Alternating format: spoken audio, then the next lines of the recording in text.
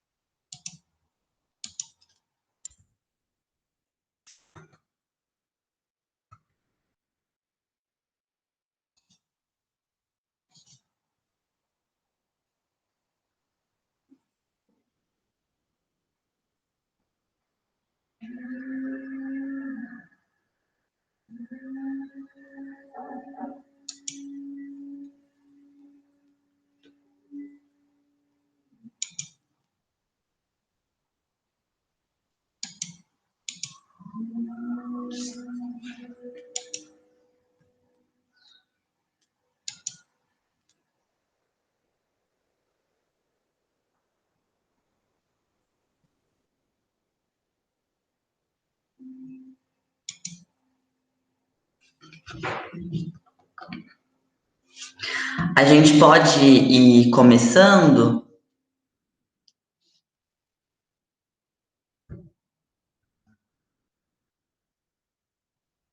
Pode. Então tá bom.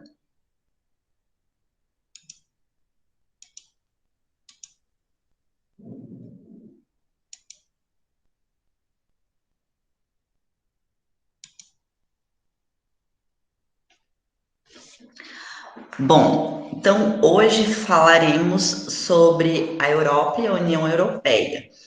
Como eu tinha comentado com vocês, as nossas primeiras aulas, a gente falou sobre esse processo de globalização e regionalização, e a gente começou a pensar, então, nesse tema de blocos de poder, de lideranças mundiais ou hegemonias mundiais.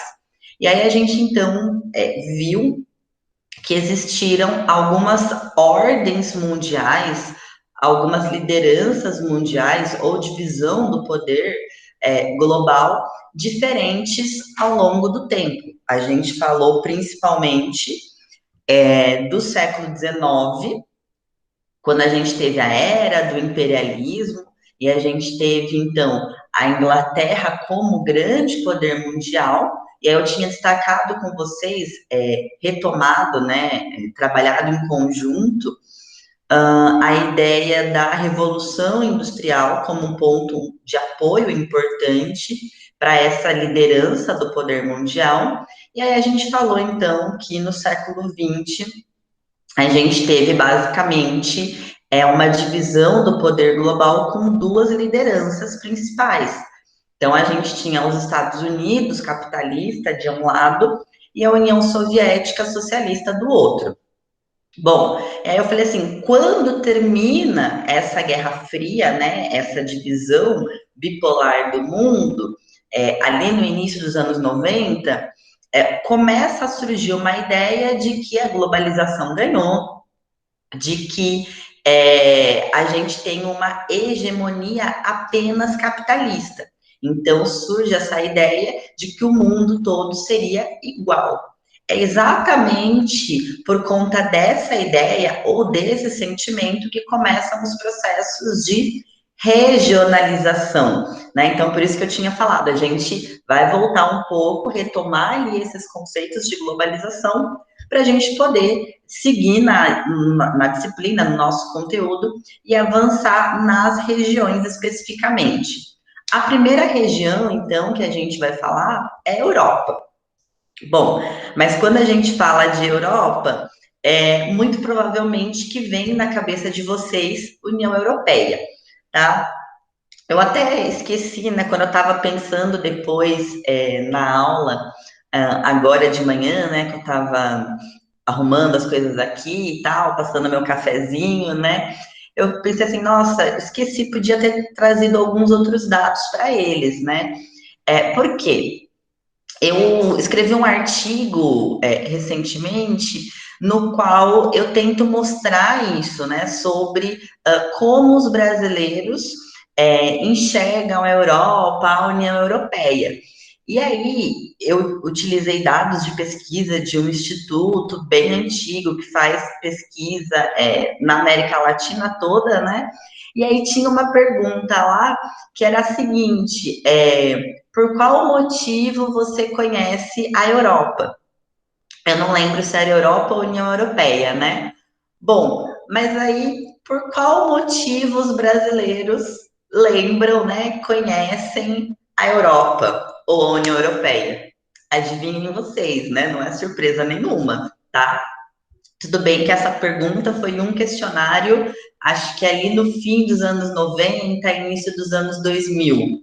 O motivo principal era futebol, né? Então, toda vez que a gente ouve falar de países, de regiões, a gente já tem algum tipo de ideia atrelada àquilo, né? Já vem alguma imagem na nossa cabeça.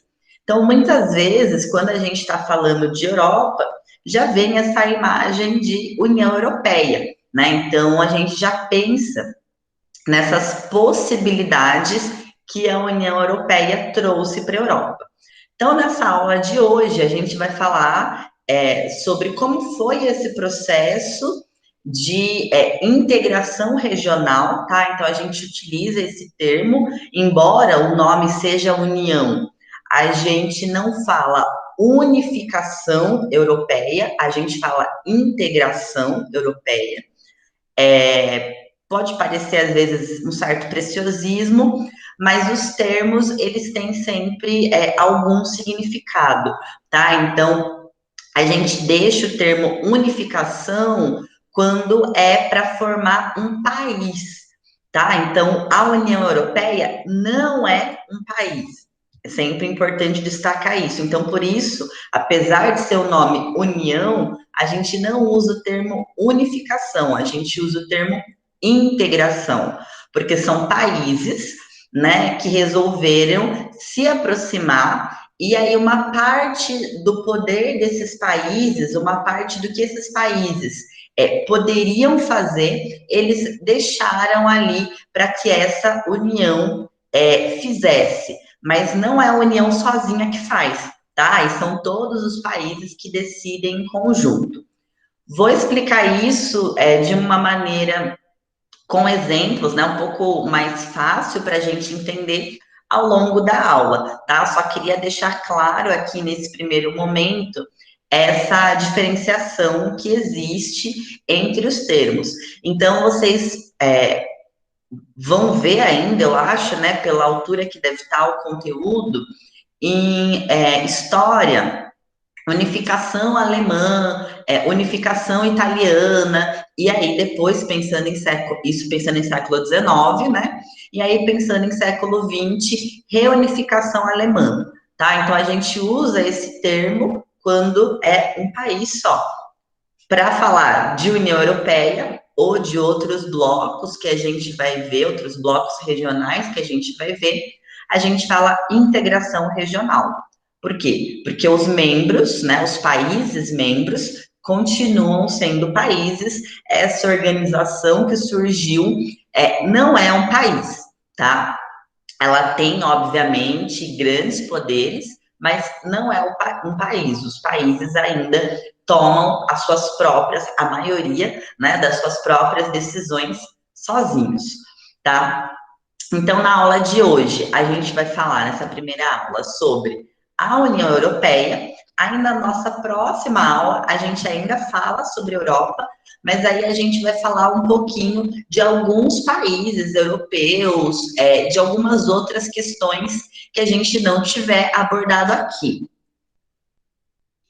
Bom, então, para começar, a gente tem que sempre, já que a gente está na aula de geografia, né, obviamente, utilizar mapa e localizar esse continente no globo, né? De onde é que a gente está falando, tá? Eu não vou retomar aqui, obviamente, as questões relacionadas a clima, a relevo, enfim, a questões de geografia física, tá? Aí, né, retomem as aulas da outra frente de geografia para vocês relacionarem esses pontos, tá? É óbvio que é importante vocês terem isso em mente, né? Por isso até que eu coloquei esse outro mapinha aqui de geografia física, para vocês terem um pouco desse insight, digamos assim, né? Tentar ali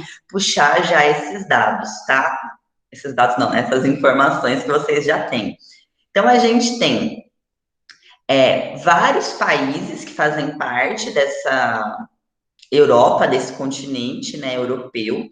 A gente tem vários mares aqui, tá? Então, tem, obviamente, o Oceano Atlântico, mas aí a gente vai ter também o Mar Mediterrâneo, o Mar Negro, enfim, vários outros pequenos, é, pequenas partes, né, de mar que também fazem parte, que são muito importantes ao longo da história e agora ainda são, né, parte importante de toda essa integração europeia, tá?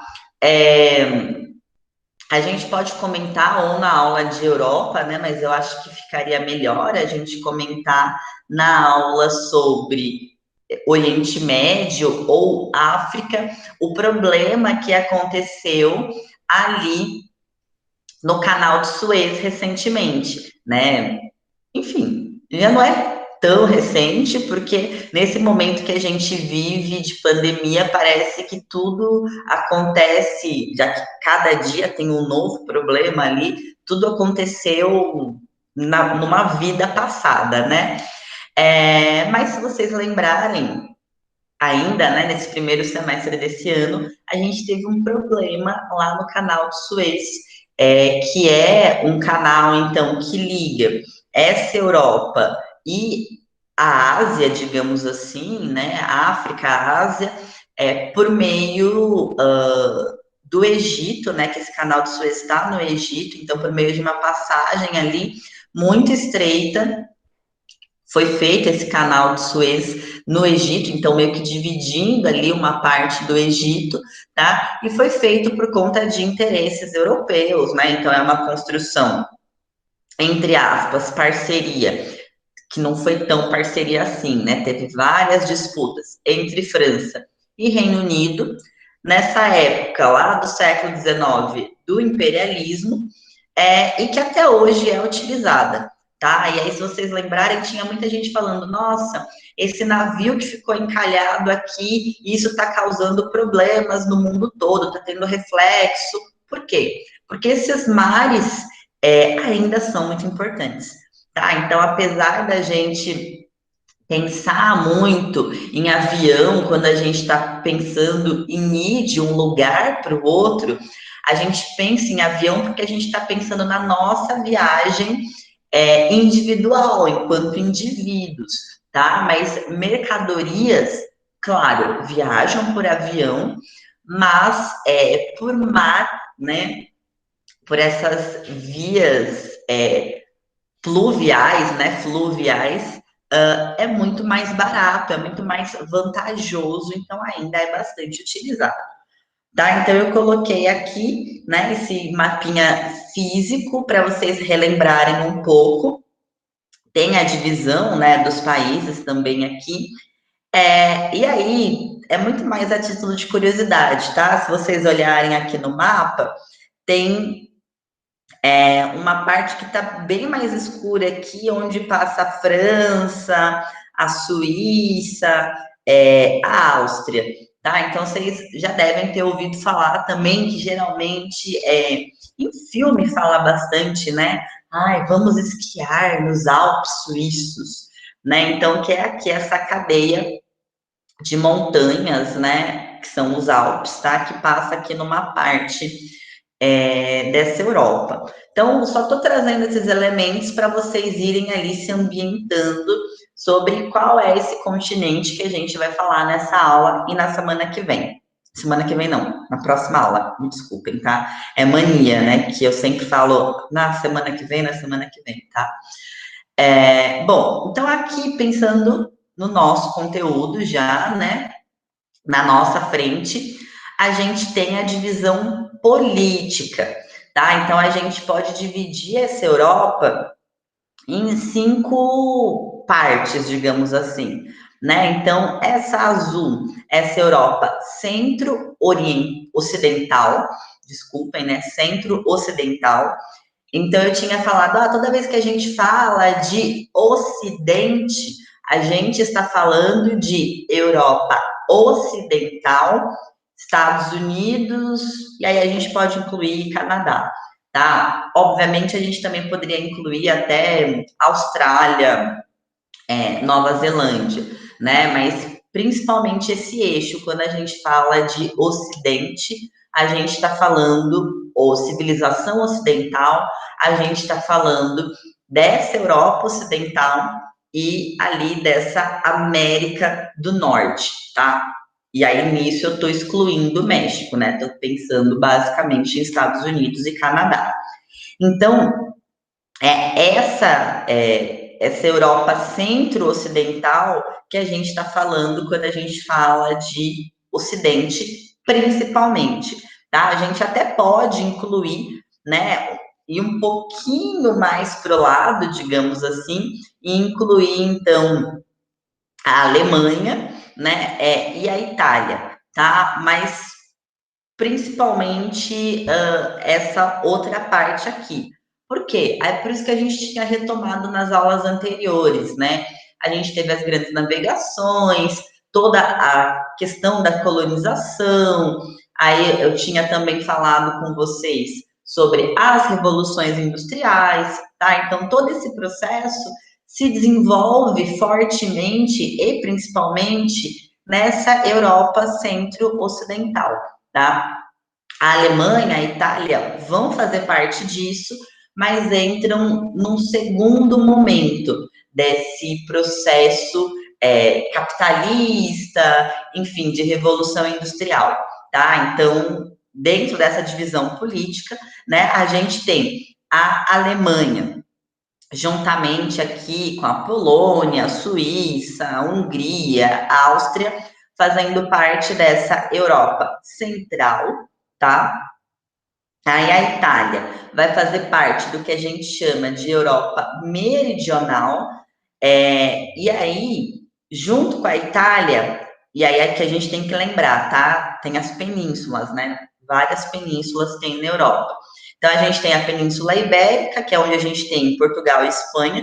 Aqui não escreveram Portugal, né? Acho que ia ficar muito pequenininho, mas enfim, tá? Olhem aqui nesse mapa físico que está escrito ali Portugal. A Península Itálica, que é onde está a Itália, né? Que é essa bota aqui, o desenho da bota. E aí a gente tem a Península Balcânica, que é onde está a Grécia aqui, né? Eu tive uma professora do cursinho que falava a mão, né? Então a gente tem a bota e tem a mão. Não acho que pareça tanto uma mão assim, mas às vezes para fazer analogia pode ajudar, tá? E aqui então, nessa região que a gente chama de Península Balcânica, onde a gente tem Grécia, Bulgária, Sérvia, Croácia, Montenegro, enfim, todos esses países aqui dessa parte laranja, tá? E aí a gente exclui um pouco a Itália, porque a gente está falando então dessa Península Balcânica. Aqui é uma região que a gente chama de barril de pólvora. Por quê?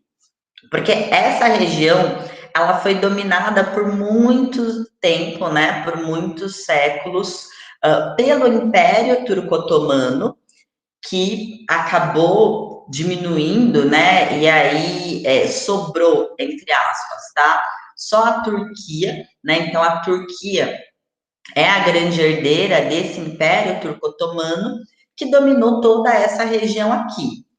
Bom, quando esse Império Turco-Otomano dominou toda essa região, ele conseguia ali gerir as diversas nacionalidades, as diversas identidades, as diversas etnias que existiam na região.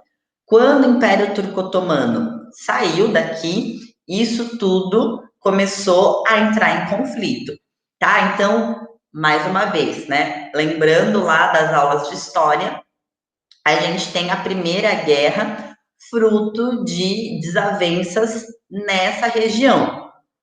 Não o motivo central, né? Mas o que a gente chama de estopim da Primeira Guerra, que foi lá o assassinato do Duque, né? Do Arquiduque Francisco Ferdinando, tá? Então a gente tem aqui esses conflitos se extrapolando para conflitos dentro da Europa toda, se a gente pensa, por exemplo, na Primeira Guerra. Bom, depois da Segunda Guerra Mundial, a gente vai ter toda essa região se tornando um único país, sendo unificada em um único país, a Iugoslávia, tá? Então também vocês já devem ter ouvido falar, né? Não existe mais, tá? Hoje se tornou todos esses vários países aqui, Croácia, Sérvia, mas os conflitos entre essas etnias continuaram e continuam acontecendo, tá? Então a gente teve várias guerras, vários conflitos étnicos e genocídios acontecendo nos anos 90 nessa região. Atualmente, a gente ainda tem territórios que tentam se tornar países, tentam se tornar independentes, tá? Mas todo esse processo, né, de se tornar independente é um grande problema. Por que eu estou destacando essa região aqui e todos esses problemas? Porque essa região vai tentar fazer parte, a região como um todo, da União Europeia, mas ainda existe, né, até os dias de hoje, um medo muito forte em incluir essa parte dessa Europa meridional, tá? Então, mais uma vez aqui excluindo, né, a Itália dentro desse processo de integração europeia liderada por esse lado ocidental, tá? E aqui, lado ocidental, já vou adiantar para vocês, né? O cerne dessa integração europeia, da criação da União Europeia, esteve ali na aproximação entre a França e a Alemanha. Tiveram outros países envolvidos, tá? Mas já vou explicar o porquê eu estou destacando a França e a Alemanha. Então, é essa aproximação que possibilitou a criação da União Europeia nos anos 90. Mas é um processo, ou melhor, foi um processo longo, tá? De várias décadas, que a gente já vai aqui apontar quais foram os momentos principais. Bom, aí a gente tem também essa Europa setentrional, tá? Então são esses três não, né? 4 países aqui, tá? A Dinamarca, que é esse menorzinho que eu estava esquecendo, Noruega, Suécia e Finlândia. Esses dias eu vi um meme, né? E aí quando fala de aurora boreal, tá falando, né, de um fenômeno que pode ser visto nesses países aqui, tá? Por conta da posição deles no globo, etc. Né? Lembrem das aulas de geografia física, tá? Tô sempre retomando isso para vocês lembrarem que os conteúdos a gente separa, mas que eles não são caixinhas separadas, tá? Todos os conteúdos estão interligados. E aí a Europa Oriental. Então a gente tem, né, uma parte da Rússia, tá? E aí os outros países aqui que por muito tempo, né, foram primeiro, né, fizeram parte do Império Czarista, então a gente poderia dizer que foram, entre aspas, tá? colonizados, mas colonizados não seria talvez o termo mais correto, foram dominados pela Rússia, né? Pela Rússia czarista, tá? Então, Ucrânia, Bielorrússia não chama mais assim, né? Chama só Bielorrus, tá? Eu sei, é estranho, né? A gente ainda fala bastante informalmente, tá? Bielorrússia, mas não chama mais assim, né? Chama, não é Bielo, é Belarus, né? Enfim, bem diferente para a gente falar, né? E aqui os três, né? Estônia, Letônia e Lituânia, tá? Então, a Europa Oriental. O que essas regiões têm em comum e têm de diferente? Em parte, a cultura, tá? Então, essas regiões também ali são divididas, não só por questões políticas, né? Mas muitas vezes tem ali algum tipo de cultura em comum, como eu falei, essa parte ocidental. Aqui, quando a gente está falando de Alemanha, Polônia, a gente está falando de povos germânicos. Quando a gente está falando dessa Europa Oriental, a gente está falando de povos eslavos, tá? Então, tem essa questão também dessa identidade étnica forte, né? Quando a gente está falando dessa Europa meridional, aí sim a gente está falando de uma mistura, né? Como eu falei, a Itália difere um pouquinho dos outros da Península Balcânica, até porque a Itália não está na Península Balcânica, né? Mas aí a gente tem aqui nessa Península Balcânica uma mistura. A gente tem povos eslavos, a gente tem povos germânicos, enfim, tem vários povos ali, por isso esse barril de pólvora que a gente chama. E aí é importante destacar, tá? Quando a gente está falando de Europa, a gente tem dois países que uma parte deles está na Europa e uma parte, a maior parte, está na Ásia, a Rússia e a Turquia, tá? A Turquia é ainda mais gritante a diferença, né? Porque mais de 90% do território turco está na Ásia, tá? Então, toda essa parte aqui laranja, onde está escrito, né, Turquia, não é mais da Europa, já é o continente asiático, né? A parte que ela tá ligada realmente à Europa é esse pedacinho aqui próximo à Bulgária, tá? Mas mesmo assim, a Turquia ela procura se identificar mais, procura se aproximar mais da Europa do que da Ásia, tá? E aí a gente vai entender por que também agora que a gente vai falar sobre o surgimento da União Europeia, tá? E aí a gente vai entender se a Turquia é mais próxima ou não dessa Europa.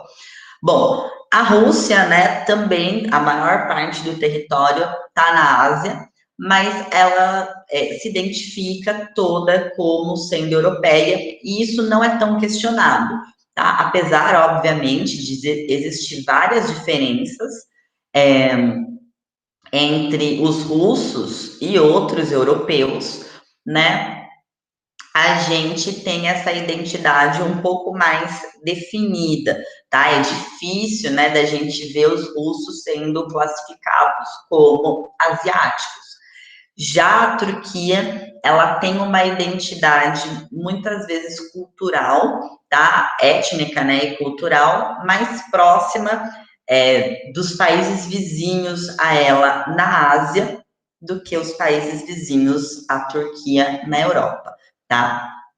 Então, tudo isso para mostrar que quando a gente está falando de Europa, né, apesar da gente muitas vezes falar, os europeus, né, como uma entidade meio inanimada, a gente tem uma grande diversidade de povos, de culturas, enfim, tá? E que isso, obviamente, traz conflitos, traz problemas, principalmente para essa integração regional.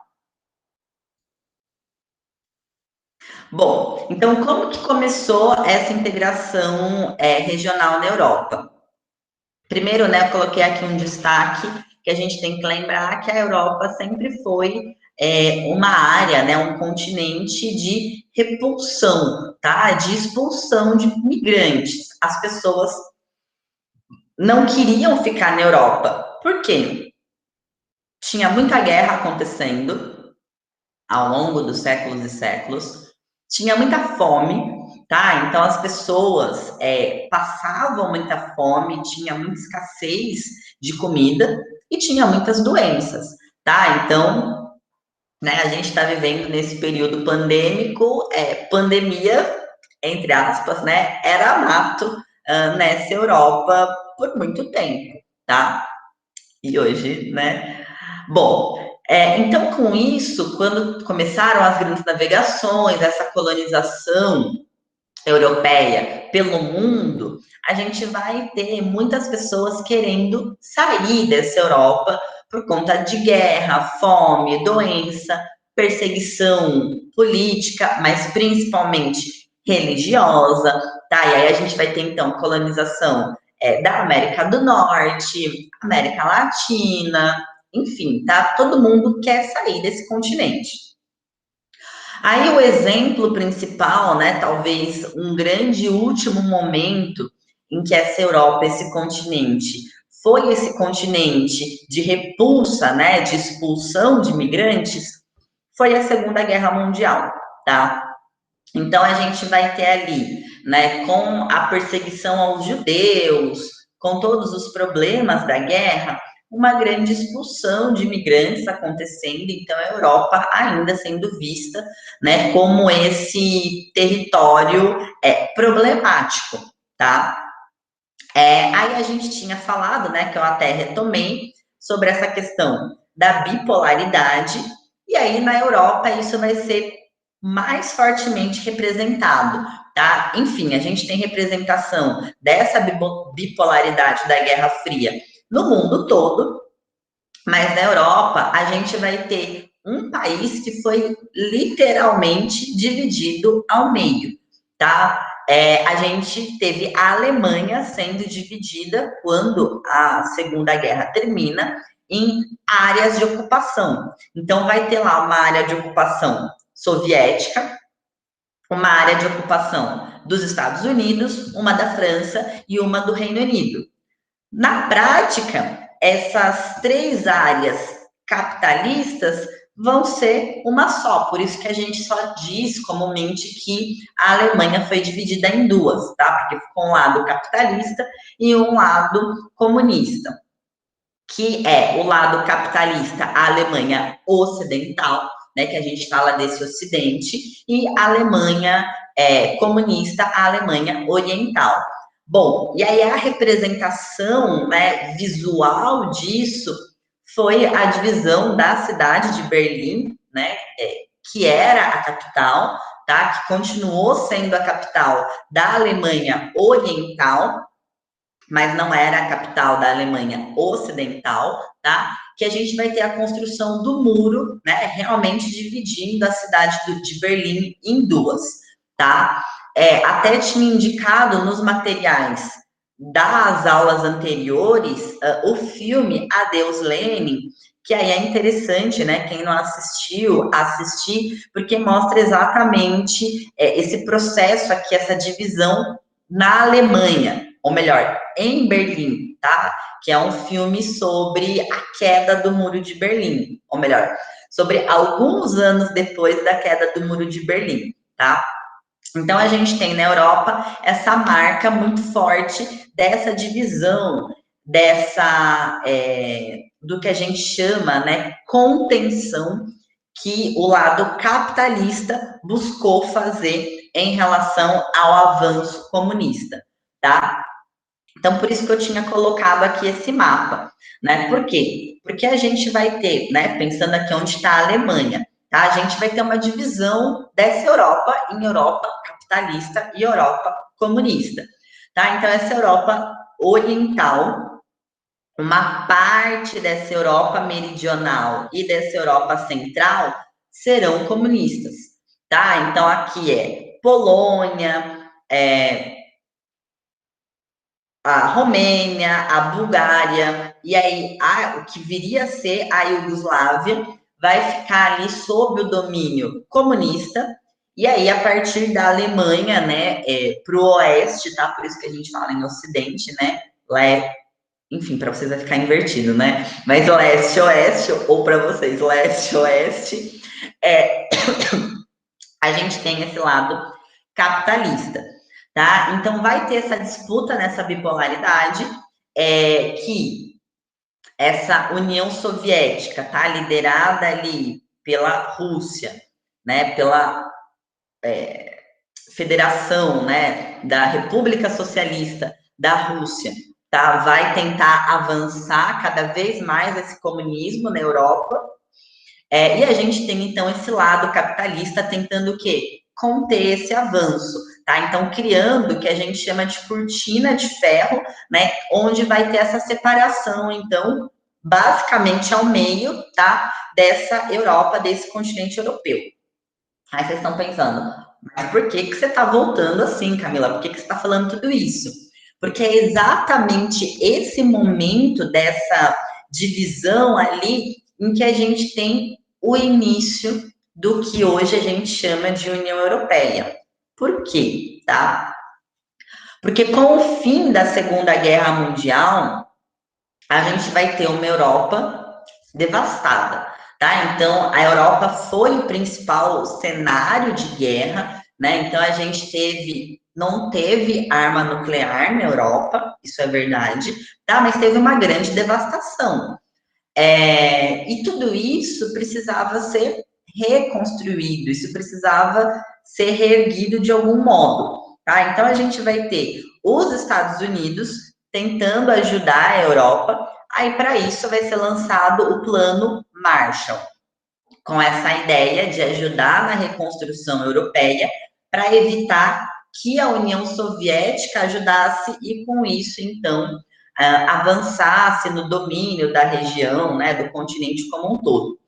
Bom, é exatamente por conta desses recursos, tá? Recursos financeiros que chegam via Plano Marshall, que a gente tem, então, a França e a Alemanha tentando, né, retomando ali a sua industrialização, né, o seu processo de desenvolvimento, de reconstrução dos seus países, e isso poderia levar a novos conflitos, tá? Então, é justamente na tentativa de evitar que novos conflitos acontecessem na Europa, que ali, em 1950, a gente vai ter o Plano Schuman. O que foi isso?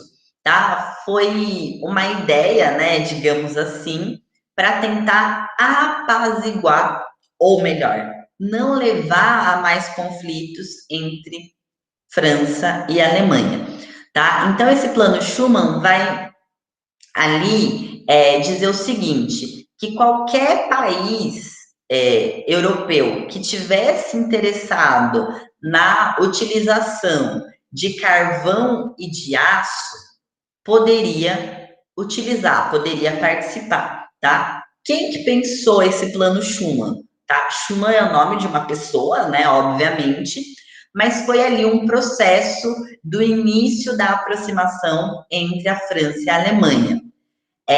De que carvão e aço eles estão falando? Eles estão falando do carvão e do aço que existe na região da Alsácia e Lorena, que vocês também, né, já devem lembrar ali das aulas de história. É uma região que sempre teve em disputa entre a França e a Alemanha, sempre. Abro aqui um parênteses, tá? Desde que começou o processo da segunda revolução industrial, em que o carvão e o aço eram elementos, né, eram recursos naturais importantes para o avanço dessa industrialização, tá? Então, essa região, lá no fim do século XIX, quando a gente tem a unificação alemã, era uma região importante e a Alemanha vai pegar essa região da França. Quando termina a Primeira Guerra Mundial, a França pega essa região de volta da Alemanha, tá?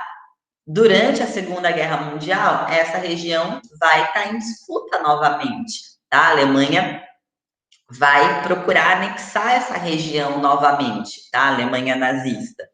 Então, era uma região que causava essas disputas, e aí esse plano Schuman traz essa ideia dessa exploração conjunta da França e da Alemanha, no primeiro momento, dessa região rica em carvão e aço, mas abre a possibilidade para que outros países também pudessem explorar, tá? Fruto disso, em 52, né, então alguns anos, poucos anos depois, a gente vai ter a criação da SECA, né, ou SECA, a Comunidade Europeia do Carvão e do Aço. Aí, não só, né, a França e a Alemanha iam poder explorar, como por meio dessa comunidade foi um acordo, então, para que 6 países, tá? Então, mais 4, além da França e da Alemanha, pudessem também explorar e utilizar os recursos dessa região. Sumiu aqui a palavra. A Itália, a Bélgica, a Luxemburgo e a Holanda, tá? Bom, aí aqui eu coloquei só uma ressalva, que esses últimos 3 países, a gente chama geralmente de Benelux.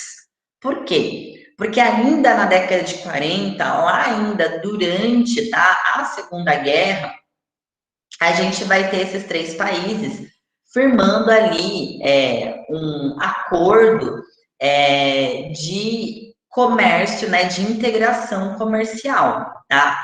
Só que não entrou em vigência quando eles assinaram, eles pensaram, porque aí aqui a gente tem que fazer uma diferenciação, tá? Às vezes os países assinam um acordo, mas até o acordo passar a valer e os países terem que cumprir aquilo, demora um tempo. Pode ser que às vezes demore anos, tá? Que foi o caso desse Benelux, tá? Então, o Benelux foi realmente o primeiro ponto de integração dentro da Europa, o primeiro acordo de integração que existiu na Europa, mas ele só foi realmente efetivado muito tempo depois, tá? Então, o primeiro acordo que é realmente efetivado dentro da Europa foi essa comunidade do carvão e do aço, tá? Então, a gente tem esses 6 países. E é aqui que a gente diz que é o início da União Europeia, tá? Por quê? Porque depois disso, a gente só vai ter aumento de países, a gente só vai ter expansão desse processo. Bom, então, outros pontos importantes nesse processo de integração regional da Europa. Em 57, a gente vai ter o Tratado de Roma, que então, né, é um outro acordo que foi firmado entre esses países, onde eles fizeram o quê? Além do SECA, eles criaram outros 2 acordos. Um que criava a Comunidade Econômica Europeia, que é basicamente um mercado comum europeu. O que é isso? Tá? Então, um mercado comum é uma união aduaneira e que pressupõe, né, que permite a livre circulação de pessoas. Tá? Então, essa comunidade econômica europeia que criou esse mercado comum, as pessoas poderiam circular livremente entre esses países, as pessoas nacionais desses 6 países poderiam circular entre esses 6 países, tá? E por meio da união aduaneira, né, esse mercado comum, foi criado, então, uma tarifa externa comum, ou seja, os produtos para entrarem nesses países, os mesmos produtos eram taxados da mesma forma, tá? Com isso, tanto faz se o produto entrou na França ou na Alemanha, tá? O produto entrando lá, ele consegue transitar por todos os países. Isso é importante para quê?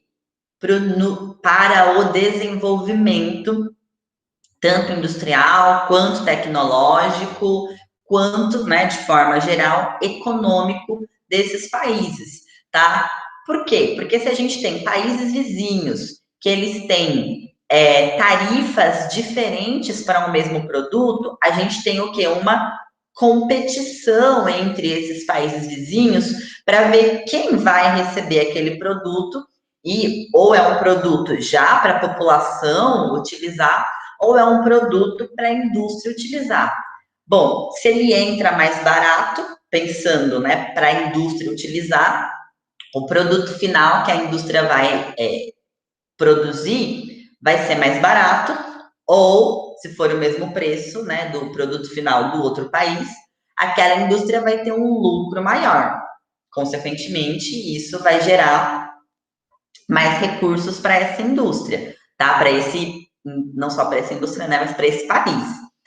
E aí a gente vai ter, então, uma desigualdade de desenvolvimento entre esses dois países vizinhos. Se o produto entra igual nesses países vizinhos, tanto faz onde esse produto vai entrar. Por quê? Porque para esse produto, então, também fruto dessa união, transitar de um país para o outro e os dois países crescerem e se desenvolverem juntos, vai funcionar, tá? Então, é essa ideia desse desenvolvimento econômico, tá? Não acontecer dessa maneira desigual, gerando competição entre os países. Por quê? Porque se a gente tem essa desigualdade, a gente tem competição, pensando em todo esse histórico europeu, a gente tem guerra, a gente tem conflito, tá? Agora, se esses países conseguem ali se desenvolver juntos, né, caminhando em conjunto, todo mundo é beneficiado e aí a gente não tem conflito, tá? Então, essa ideia de integração regional na Europa, ela não é só pensada para a melhora do desenvolvimento econômico, mas ela também foi pensada aqui nessas bases, né, ou melhor, lá no início dos anos 50, para também evitar o quê? Novos conflitos bélicos dentro do continente, tá? Bom, e de forma geral, nesse sentido de conflito, tem funcionado, tá? Então, a gente vai ter essa comunidade europeia, econômica, desculpem, e a gente também vai ter, em 57, sendo firmado, né, por meio desse Tratado de Roma, a Comunidade Europeia de Energia Atômica, tá? Em inglês, a sigla fica Euratom. A gente fala muito mais Euratom do que essa sigla em português, CEEA, que é meio estranho, tá? E essa comunidade, né, essa Euratom, vai pressupor o quê? Vai falar que a União Europeia podia ter recursos nucleares, mas somente para fins pacíficos. O que é isso? É utilizar a tecnologia nuclear para produzir energia, tá? Então, as usinas, né, de energia nuclear que vão gerar, então, eletricidade, ou na medicina, enfim, tá? Em diversas áreas, mas sempre para fins pacíficos. Ou seja, esses países estavam ali, entre aspas, abrindo mão da sua capacidade de produzir armas nucleares, tá? Então, essa Euratom vai pressupor, né, uma cooperação entre esses membros, aqueles 6 países, para que eles pensassem a utilização dessa energia atômica, ou melhor, dessa tecnologia nuclear para fins pacíficos, né, principalmente para energia. Bom, em 65, a gente vai ter ali um avanço, né, fruto, então, das conquistas, tá, desse Tratado de Roma, porque com aquele plano Marshall, chegando recursos na Europa, com essa aproximação, o fim das disputas entre Alemanha e França em relação à utilização do carvão e do aço, né, ali na fronteira desses dois países, dessa integração cada vez mais forte, a gente vai ter essa Europa conseguindo se recuperar. Essa Europa, nesses anos 60, está ali já em vias de começar a competir com os Estados Unidos dentro do lado capitalista. Como assim competir? Bom, quando a Segunda Guerra termina, a gente só tem os Estados Unidos como o grande líder, não só do lado capitalista, mas como o grande líder tecnológico, o grande líder industrial. Tá? Então não tinha uma competição de outros lugares de onde os produtos poderiam vir, de onde o que a gente queria consumir poderia vir, tá? Com essa retomada, essa reconstrução europeia e essa aproximação aqui, esse desenvolvimento nessa Europa vai acontecer, tá? E aí, nesses anos 60, a gente tem essa Europa quase totalmente recuperada, quase já conseguindo competir com os Estados Unidos. Essa competição começa a acontecer nos anos 70, tá? Fim dos anos 60 já, né, mas principalmente nos anos 70. A gente tem essa Europa já conseguindo competir com os Estados Unidos como um outro polo é, de, de poder econômico, né, e aí que está produzindo bens de consumo, que está ali produzindo tecnologia, enfim, parênteses aqui, tá? Não só a Europa, o Japão também, mas a gente vai falar de Japão daqui a algumas aulas. Então, fruto, né, desse processo que vinha já acontecendo em 65, a gente tem um novo tratado, um novo acordo, que é o Tratado de Bruxelas. Parênteses, né? Vocês podem perceber que a gente chama o tratado com o nome da cidade em que ele foi assinado, tá? Então, cada vez as reuniões aconteciam e acontecem, né, em lugares diferentes. Hoje em dia menos, né, porque a gente tem toda uma estrutura política na União Europeia. Nesse momento aqui não tinha, tá? Eram instituições separadas. Então a gente tem reuniões em lugares diferentes. Hoje ainda acontecem, né, mas um pouco menos. Hoje é um pouco mais centralizado. Bom, então, esse Tratado de Bruxelas, né, um novo acordo que foi pensado, que vai o quê? Unificar aquelas três comunidades que existiam. Então, tinha a comunidade do carvão e do aço, a comunidade econômica e a Euratom.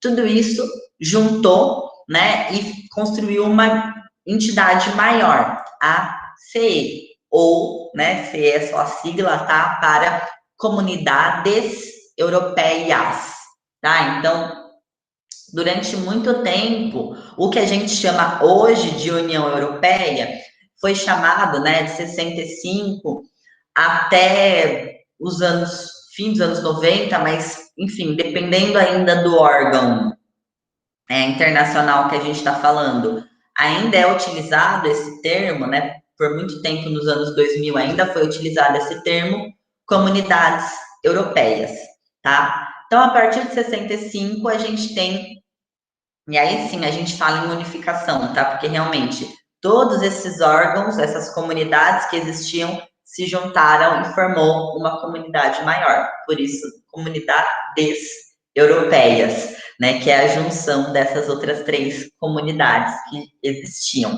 tá? Então forma esse órgão maior. Então é como se a gente tivesse ali essa grande centro dessa comunidade europeia, e aí essas outras comunidades que já existiam como braços, tá? Menores, né, para decidir essa integração, e nesse primeiro momento ainda desses 6 países.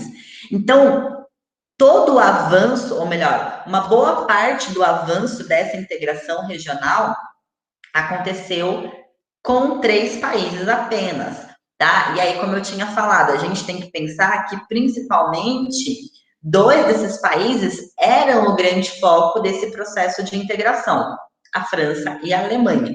Os outros entraram porque eles acharam que seria interessante para eles. E, obviamente, era e é, né?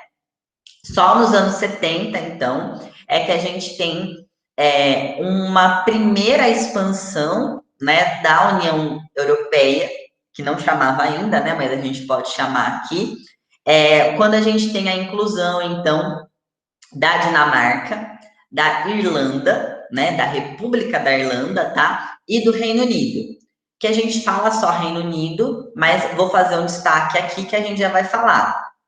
Chama, né, o país chama Reino Unido da Grã-Bretanha e da Irlanda do Norte. O nome é bem comprido, por isso que a gente fala só Reino Unido, tá? Estou destacando porque vai ser importante para a gente falar do fim, ou melhor, da qualidade dessa União Europeia. Bom, aí nos anos 80 a gente vai ter a Grécia entrando, e no fim, no início, né, no fim dos anos 80, a Espanha e Portugal, tá? Com isso, alguns lugares chamavam essa comunidades europeias de Europa dos 12, né? Porque com essas adesões ficaram, então, 12 países, tá? E aí a gente termina a Guerra Fria com esses 12 países integrados, né? Com esses 12 países próximos por conta de um mercado comum, dessa Euratom e do carvão e do aço, tá? Mas, né, como eu tinha falado, nessa virada, então, de fim da Guerra Fria, a gente vai ter essa regionalização sendo ali retomada como um aspecto importante, e aí a gente tem, então, no início desses anos 90, o Tratado de Maastricht, ou a gente pode chamar de Tratado da União Europeia, que é quando realmente, então, essas comunidades europeias se tornam União Europeia, tá? Então, no início dos anos 90, né, 91, em 91 o tratado é assinado, mas é só em 93 que ele entra em vigência, tá? Mas, enfim, aqui pra gente 91 é um ano marco. A gente tem esse tratado de Maastricht criando, então, a União Europeia. Quais são os critérios, né, para os países poderem aderir a essa União Europeia? Ter uma democracia estável, e aí um ponto, né? Portugal e Espanha só entraram quando as ditaduras que governavam esses dois países caíram, tá? No caso da Espanha, a ditadura instituída antes da Segunda Guerra Mundial, né? Então, só quando essas duas ditaduras caem é que esses países vão participar dessa integração, tá? Então, por isso, né, que a gente tem a democracia como um ponto importante para essa participação na União Europeia até hoje, né, no tratado e até hoje, respeito aos direitos humanos, e ao Estado de Direito, ou seja, vai respeitar os direitos humanos e vai respeitar os direitos civis e políticos das pessoas, dos cidadãos, tá? Então, isso que é esse Estado de Direito, né? Respeito às leis do Estado. Não é um Estado, né, que não tá nem aí com as suas próprias leis e burla elas da forma que quiser. Bom, enfim, isso é uma discussão para um outro momento, né? Não agora. Que eu pensei aqui em vários problemas acerca disso, mas, enfim. Tem que ser uma economia de mercado. O que isso significa? Que tem que ser capitalista, tá? Quando a gente fala em economia de mercado, a gente está falando de sistema capitalista. Então, não pode ser um país socialista, ou melhor, um país que tenha uma economia socialista. O que é uma economia socialista? É uma economia planificada. Rapidamente, tá? Significa então que todos os salários são iguais?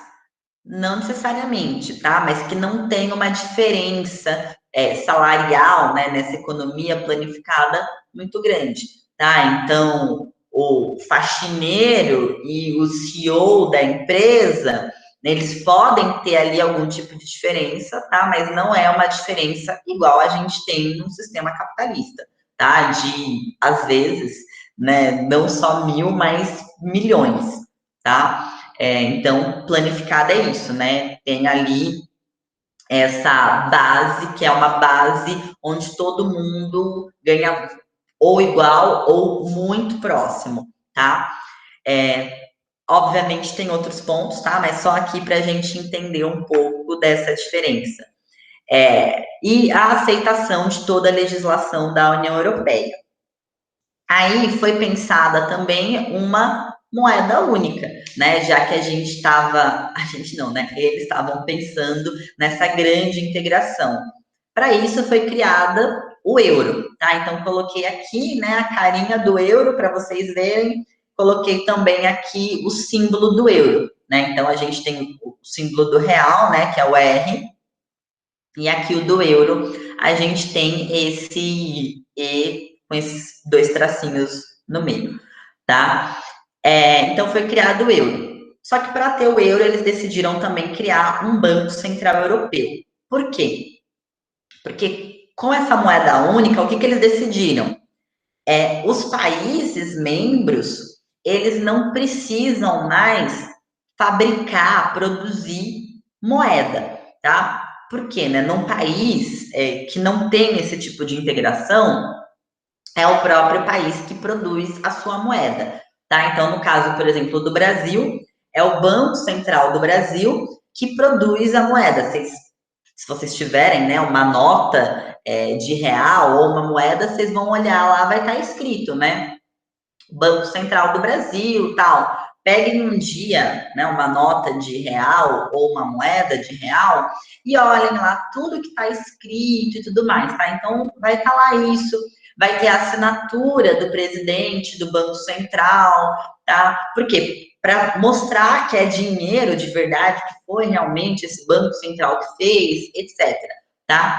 Mas é só o país que faz essa moeda. Por quê? Porque isso é o meio do país controlar a sua economia, tá? Então, quando o país precisa de mais dinheiro, ele vai lá e produz mais dinheiro e joga esse dinheiro na economia, tá?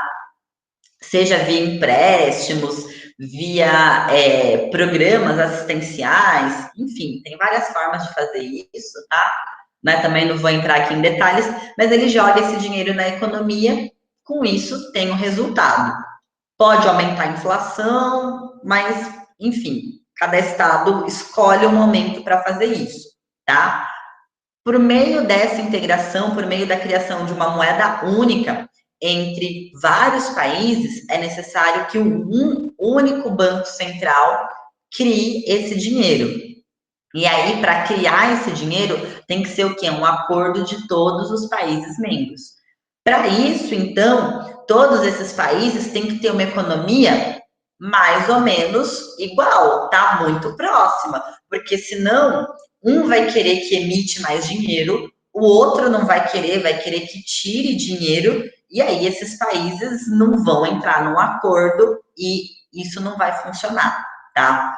Então, para ter uma moeda única, para ter uma única política monetária financeira, é necessário que esses países tenham economias muito próximas, tá? Por conta disso, tem lá, né, essa cláusula, digamos assim, tá? Que mesmo sendo membro da União Europeia, só pode fazer parte da zona do euro, né? Só pode aderir ao euro, deixar a sua moeda nacional de lado, tá? Não utilizar mais, cancelar ela, falar, essa moeda não existe mais, e usar o euro aqueles países que têm um déficit público, ou seja, quanto que o Estado deve, abaixo de 3% do seu PIB, tá? Então, PIB é o quanto que o país produziu e déficit é o quanto que o país deve. Então, o país só pode ter essa diferença entre aquilo que ele produziu e aquilo que ele deve de 3% e o endividamento público, né, que é, então, o tanto que ele deve em títulos da dívida pública, que eu tinha falado para vocês, né, na aula anterior, que o país, quando ele precisa de dinheiro, ele emite um título e fala assim: olha, tô aqui esse papel para você, né? Compra de mim esse papel, me empresta esse seu dinheiro, que daqui a um tempo eu te devolvo com esses juros aqui, tá? Então, quanto que ele deve tem que ser abaixo de 60% do PIB também, tá? Para isso, né, ou melhor, seguindo essas diretrizes, o país pode aderir ao euro. Claro, né? Fazendo parte da União Europeia. O Brasil, né, não poderia. Não poderia porque não faz parte desse tratado, não está na zona do euro, tá? Questão aqui geográfica, né? Mas, apesar disso, alguns países não quiseram aderir. Quem? Reino Unido, Suécia e Dinamarca. Por quê? Porque quando o país faz isso, ele diminui o seu poder, digamos assim, tá? Então, quando a gente tem um Estado que ele não é integrado, ele toma todas as suas decisões sozinho, tá? Então, ele não precisa ali se preocupar se o vizinho vai concordar, se o vizinho vai querer que ele quer emitir mais dinheiro ou não. Com o euro, né, os países que fazem parte do euro, eles não podem fazer isso. Eles só podem fazer aquilo que os outros países querem, né? Ou melhor, o que é o consenso de todo mundo, tá? Então o país diminui o seu poder, ele não pode tomar todas as suas decisões sozinho. Então, pensando nisso, esses três países não quiseram adotar o euro. No caso do Reino Unido, né, a gente tem que a moeda do Reino Unido já era uma moeda forte, então isso ajudou a não querer. Qual a moeda? Libra esterlina. Mas a gente chama só de Libra geralmente, tá? Bom, dei esse destaque, né, para a gente entender um pouco desse euro e que também tem reflexos no processo, enfim, atual, né, mais discutido em relação à União Europeia, tá? Ó, como a gente começou um pouquinho depois, eu vou avançar um pouquinho mais, tá? No nosso horário. Não muito, tá? 10 minutinhos só. Então, a gente vai ter em 95 mais três países aderindo, e aí, nos anos 2000, a gente vai ter a adesão do que a gente chama de leste europeu, daqueles países que eu tinha falado lá, que na Guerra Fria faziam parte de países que estavam na área de influência soviética, tá? Daquele lado, né? Eu falei assim, ó, durante a Guerra Fria a gente teve uma divisão da Europa em dois, né? Um lado comunista, um lado capitalista, tá? Então esses países que faziam parte desse lado comunista.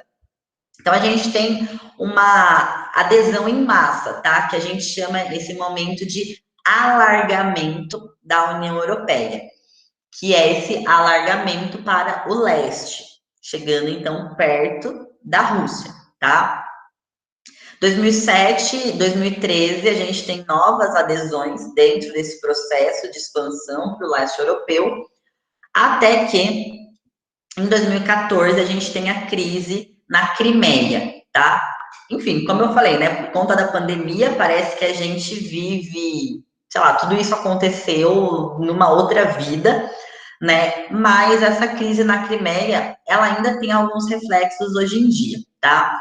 A Crimeia era ali, né, uma península da Ucrânia, tá? Essa Ucrânia foi subordinada, né, fazia parte desse Império Russo por muito tempo, a Crimeia também, mas com esse fim da Guerra Fria, essa Ucrânia não quis mais saber da Rússia, quis se afastar totalmente, tá? Em 2014, a gente vai ter um plebiscito na Crimeia perguntando o que a população queria. Se queria continuar como parte da Ucrânia ou se queria se anexar e fazer parte da Rússia. Venceu que essa população queria fazer parte da Rússia. A Ucrânia não vai reconhecer isso, mas a Rússia vai fazer o quê?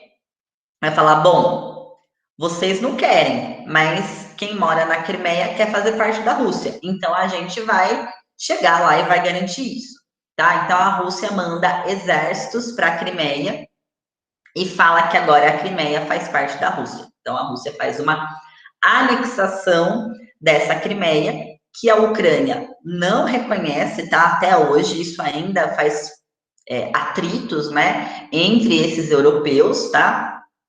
Mas a Rússia fez isso porque dentro da Crimeia teve esse plebiscito, né, de que esse pessoal queria, então, fazer parte da Rússia e não da Ucrânia.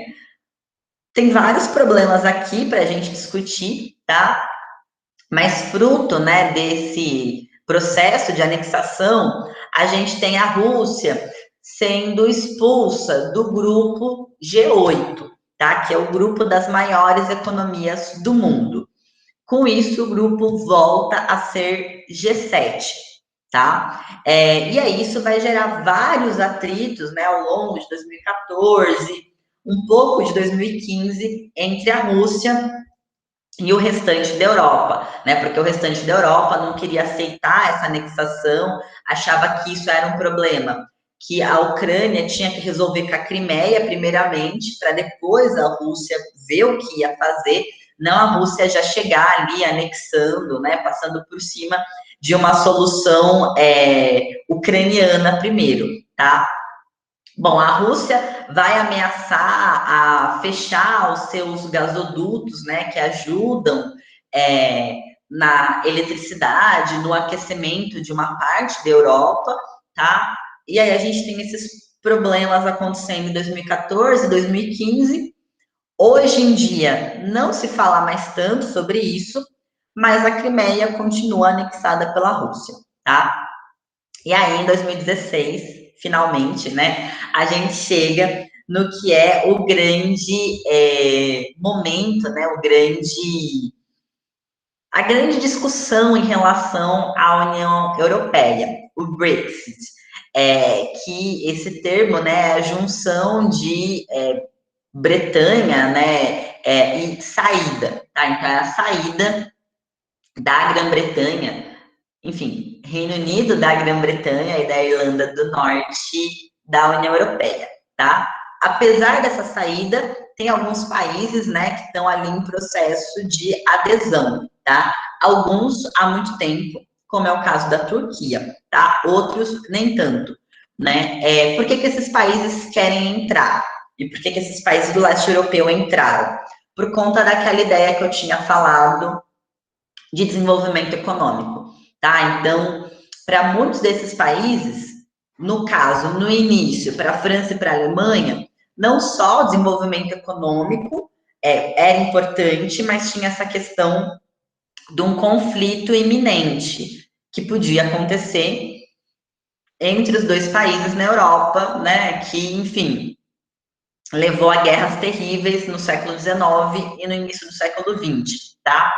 Para esses outros países desse leste europeu, fazer parte tem muito mais relação com o desenvolvimento econômico, com a economia, com fazer parte do euro, né? Com fazer parte de um livre trânsito de pessoas, o que pressupõe turistas também, tá? Do que qualquer outra coisa. Então, a gente tem esses outros países que tem uma discussão sobre se eles deveriam entrar ou não, tá? A principal discussão, na verdade, é em relação à Turquia.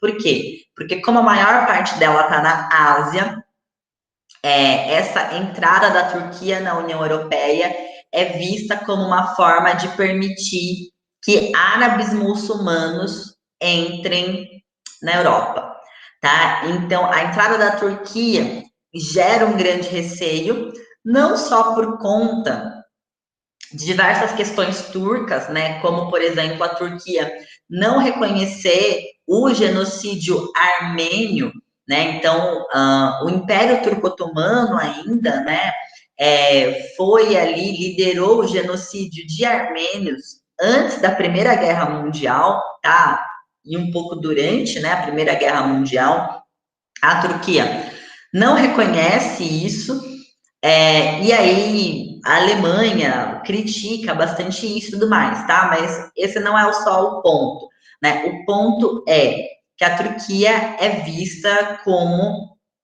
uma ponta de lança para a entrada de árabes muçulmanos e refugiados no território europeu, tá? Já vou falar um pouco sobre isso, né? Esse vai ser um grande problema na Europa, quando ela começa, né, a se desenvolver, então ela acaba se tornando, a partir ali de meados do século XX, como um continente de atração de imigrantes, né? Então eu tinha começado a aula falando que era um continente de repulsão. Com esse desenvolvimento econômico, com a paz que as comunidades europeias gerou para a Europa passa a atrair muitos migrantes, tá? Então muita gente quer ir para lá. Bom, nesses anos 2000, 2010, a gente tem muita gente querendo ir para lá, fugindo de diversos problemas nos seus países, principalmente África, né, e Ásia, mas África e Ásia pensando em Oriente Médio, tá?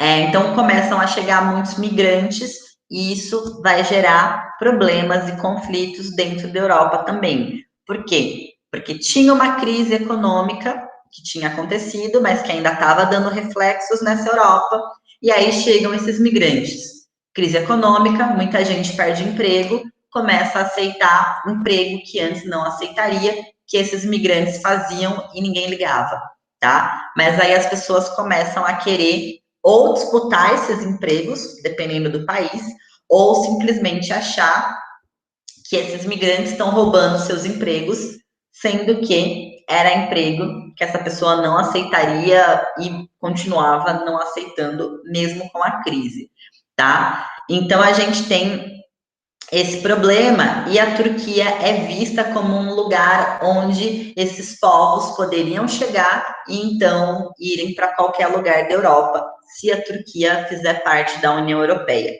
tá? Então a gente tem esse grande entrave. Bom, aqui eu coloquei esses dois mapas, tá? Para a gente ter ali essa noção de como que a União Europeia foi avançando, mas vocês conseguem encontrar na internet GIFs, né, animados que mostrem isso. Eu acabei colocando esses mapas porque, enfim, as experiências que eu tive de colocar GIF em slide para aula online não foram muito boas, tá? Travou tudo, caiu tudo, enfim, então eu preferi só colocar as imagens. E aí vocês procurem os GIFs, quem tiver interesse, obviamente, né? Senão aqui dá para entender muito bem como que foi esse processo de alargamento da União Europeia. Bom, aqui eu coloquei então um exercício, tá? Pensando em tudo que a gente foi falando, né, sobre essa história recente da União Europeia, um título para essa charge, tá? Para a gente pensar nessa charge, a gente tem que o quê? Olhar os mapas, por isso que eu trouxe um monte de mapas para vocês, tá? Então a gente tem a Europa como um todo, mas está faltando a parte, uma das partes insular da Europa, que é o quê? O Reino Unido, da Grã-Bretanha e da Irlanda do Norte, tá? E é justamente esse pessoal que está nadando não, né? Remando aqui, tentando ir embora desse continente europeu, tá? Então, pensando, né, nessa charge, escolham aí, né, o que é que vocês acham que poderia ser o título. E lembrando, não está em negrito, tá, na questão, né, mas eu deixei em negrito para vocês perceberem qual é a palavra-chave dessa charge, tá? É o recente, né? Por quê? Porque a gente poderia pensar até em um isolamento do Reino Unido durante a Segunda Guerra. Que, né, por estar ali, conseguiu não ser atingida ou ser menos atingida, digamos assim, pelo conflito. Mas, né, com os aviões alemães, não, né, aí a gente não tem esse Reino Unido se afastando, a gente teria um outro tipo, um outro tipo de representação ao Reino Unido, tá? A mesma coisa aqui, né? Esses britânicos indo para o Canadá, a gente teria que ter então uma representação de vestes religiosas para pensar isso, tá? Invasão de refugiados, não, porque eles não estão chegando, eles estão saindo, tá? e a eliminação da Inglaterra e do País de Gales na Eurocopa. Não tem nada que remeta ao futebol aqui, né? Bom, vai ficar faltando só a gente falar sobre o Brexit, né? Que era o meu ponto de terminar a aula com isso, que é a questão de atualidades, mas não tem problema, né? A gente, na próxima aula, começa já com o Brexit, e aí depois, então, a gente avança para falar de alguns países separadamente e tudo mais, tá? Me desculpem, né, por ter avançado aqui um pouquinho, mas acho que deu para a gente esclarecer algumas questões que vocês tinham falado, que tinha ficado ainda em relação a esses blocos, tá? Como eu falei, em cada aula que a gente for ali falar das regiões, a gente vai avançar em alguns blocos, né? Então, hoje eu quis falar da União Europeia, retomei vários pontos, por isso que a gente não chegou ali na parte do Brexit de fato.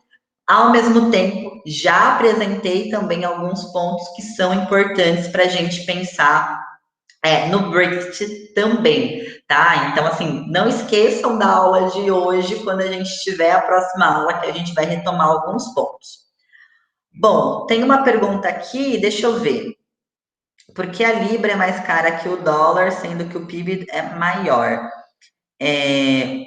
Uma comparação é que assim, a gente tem que pensar, né, quando a gente está falando de Libra mais cara que o dólar, não só no PIB dos países, tá? São vários fatores para a gente ter uma moeda mais cara que outra. Um primeiro ponto é que a gente tem que pensar que a gente está comparando, né? Então a gente está comparando o real em relação a essas duas moedas, tá? Às vezes tem outras moedas de países menores, como por exemplo a Suíça, que acabam sendo mais caras que o dólar também, e aí às vezes mais cara que a libra, ou às vezes está igual a libra. E aí você pode pensar, né? O PIB da Suíça também é menor, tá? Porque quando a gente tem o valor dessas moedas, né, em relação a outras moedas, que é isso, né, que a gente está falando aqui, a gente não está pensando apenas em PIB, tá? Então não é só a questão do PIB para uma moeda ser mais cara que a outra, digamos assim. Tem uma questão em relação a esse endividamento do país, ao déficit do país, tem relação com o que é que aquele país faz, então como que é a economia como um todo, tá? Então não é só PIB para a gente conseguir pensar, fazer essas cotações de moedas, tá? É também aquela expectativa de risco, né, em relação ao país, enfim, são vários fatores para a gente pensar qual moeda está mais valorizada ou desvalorizada. Pode ser estratégia do país também, tá? Então, pode ser uma estratégia do país em tentar deixar a sua moeda mais valorizada, ou seja, mais cara em relação ao dólar, ou mais barata, tá? Então, o PIB não é tão importante. Basicamente, o que eu estou querendo dizer isso, tá? Pode ter relação com estabilidade comercial, mas pode ser também, além desses vários fatores, uma estratégia do país, né? Em deixar a sua moeda mais valorizada como sendo, sei lá, um outro tipo de recurso para quem quer investir ali. Pode ser uma forma de fazer com que menos pessoas vão, né, consigam ir para aquele país, uma forma de fazer com que recursos econômicos cheguem naquele país, mas não pessoas, tá? São vários tipos de possibilidades.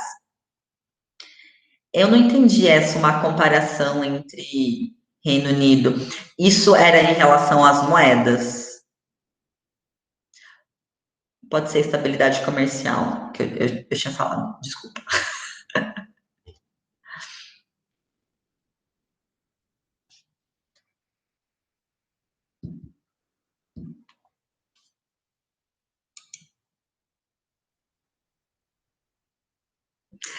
Então tá. Então tá bom, gente. Enfim, se vocês quiserem comentar aqui mais alguma coisa, mas boa semana para vocês, bons estudos. Semana passada teve simulado, né? Eu acabei esquecendo de falar sobre isso, mas se vocês tiverem dúvida, tá, sobre as questões do simulado relacionadas à nossa frente, tá? Obviamente, né? Vocês me avisem, né? Me escrevam. Enfim, eu tinha deixado meu e-mail, se quiser eu deixo aqui de novo, né? Mas me escrevam que daí a gente pode comentar também sobre isso, para ajudar quem ficou na dúvida e tudo mais, tá? Vou colocar já esses slides lá na pasta e começar a colocar alguns materiais sobre esse conteúdo. Então, boa semana, bons estudos e até a próxima aula.